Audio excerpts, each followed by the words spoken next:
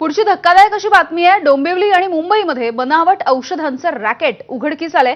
उच्च रक्तदाबाच्या रुग्णांच्या जीवाशी खेळ सध्या सुरू आहे। नामांकित कंपनीच्या नावानं बनावट औषधांची विक्री सध्या मुंबई आणि आसपासच्या परिसरामध्ये सुरू होती। डोंबिवलीच्या मानपाडा पोलिसांनी 2 वितरकांना या संदर्भात अटकही केली आहे। उच्च रक्तदाबासाठी नामांकित औषधाच्या बनावट गोळ्यांची विक्री ते करत होते।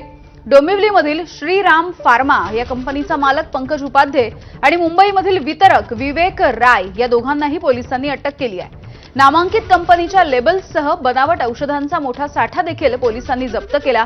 या बनावट गोळ्यांमुळे हृदयविकाराचा झटका किंवा स्ट्रोकचा गंभीर धोका असल्याची माहिती FDA कडून येते आहे।